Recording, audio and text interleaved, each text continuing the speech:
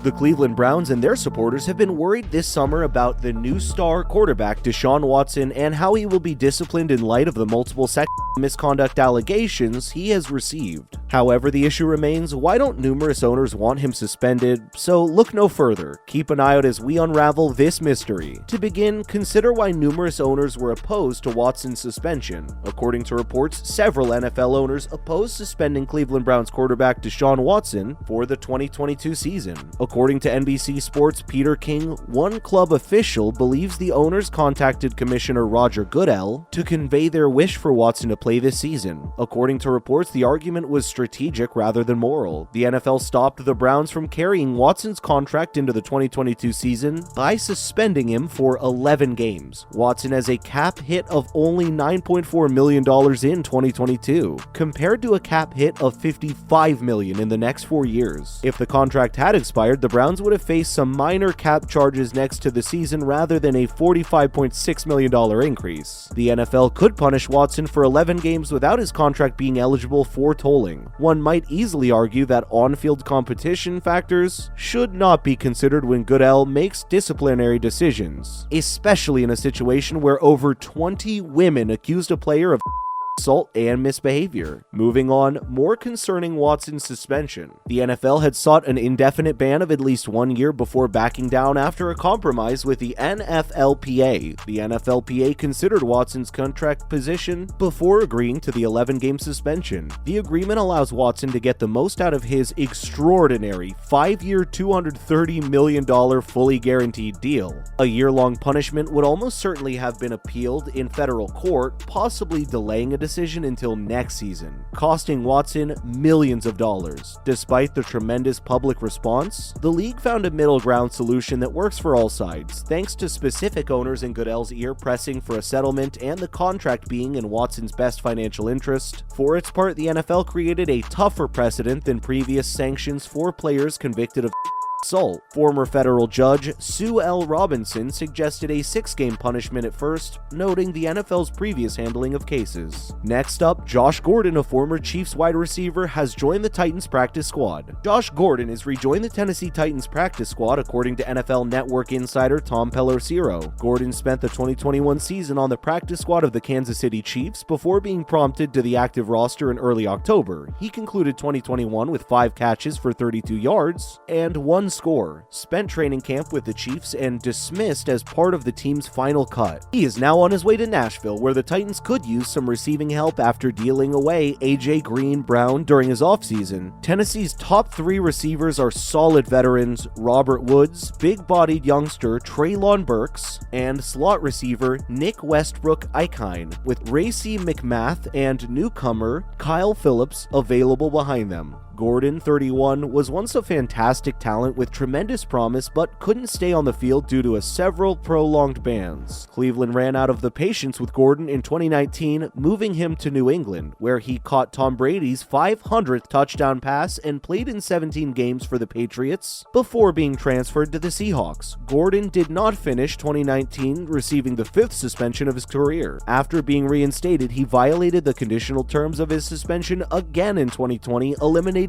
any chance of playing that season. Gordon returned to the NFL in 2021 with the Chiefs but could not make an impact. He hopes to make the Titans active roster in his 9th NFL season. Following that, Commanders assigning RB Brian Robinson has been placed on the reserve/non-football injured list. To keep their options open, the Washington Commanders maintained running back Brian Robinson on the initial 53-man roster. The team has reached a decision. According to sources briefed on the preparations, NFL Network insider Ian Rappaport stated Thursday that the Commanders are placing Robinson on the team's reserve/non-football injury list. Robinson will be out until at least Week 5 due to the ruling. On Sunday in Washington, D.C., Robinson was shot in the glute and leg during an attempted robbery or carjacking. On Sunday, he had successful surgery, was released from the hospital on Monday, and was inspected by club physicians on Tuesday. Placing the rookie on the NFL list allowed him to recuperate without feeling rushed to return. Given how things may have turned out, the prospect of the rookie returning this season is fantastic news for Washington and Robinson.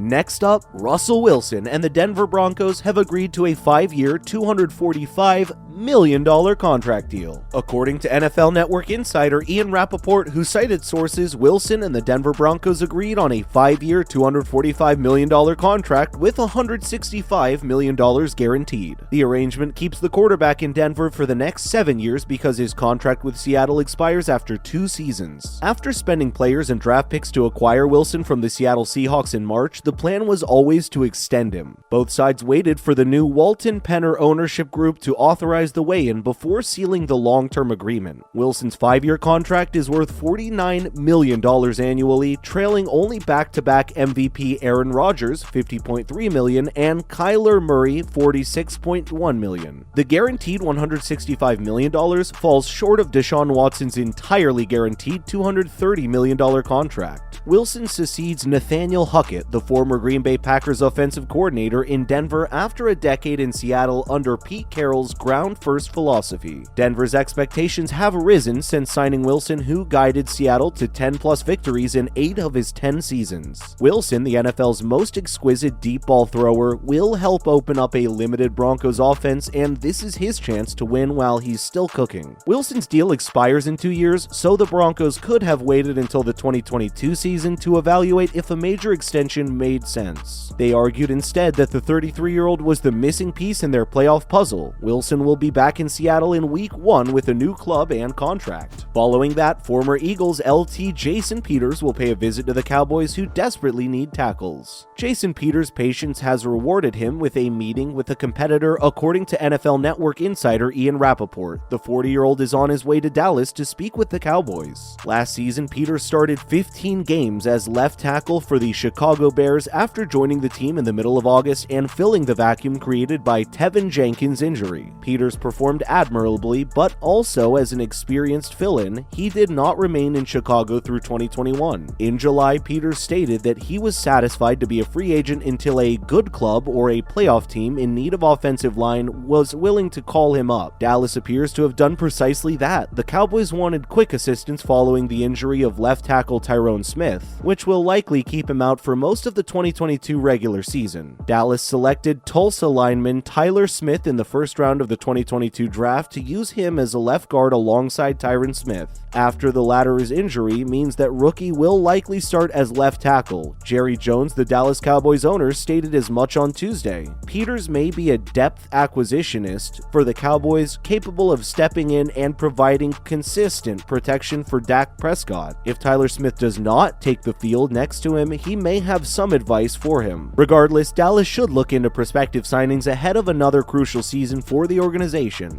Finally, Shaquille Leonard returns to Colts practice after missing training camp. The footballer formerly known as Darius is off to a good start in the 2022 season. According to various reports on the ground in Indianapolis, Shaquille Leonard is participating in the Colts Wednesday practice. The revelation on Wednesday is that the latest good news for Leonard, who is recovering from off-season back surgery and earned a triumph when the Colts reinstated him from the physically unable to perform list on Tuesday just before the final cutdown deadline. Leonard's activation also kept him off the reserve PUP list, which would have cost him the first 4 games of the 2022 season. However, it remains to be seen if Leonard will be a fit for the Colts' regular season opener against the Houston Texans on September 11th. The Colts general manager Chris Ballard stated as much on Wednesday, quote, "You can't miss all the time and expect to be game ready," Ballard told The Athletic. "I'm afraid I can't offer you a timetable, perhaps week 1 or week 6. We'll work and deal with it in whichever way we need to." Leonard has spent the whole training camp on the mend, but the Colts don't need him to establish his worth. The 4-time All-Pro is an essential element of a Colts squad that wants to reclaim first place in the AFC South and address the faults that lost them a postseason spot in 2021. Well, that marks the end of today's video. We hope you liked it. On your way out, make sure to hit that subscribe button.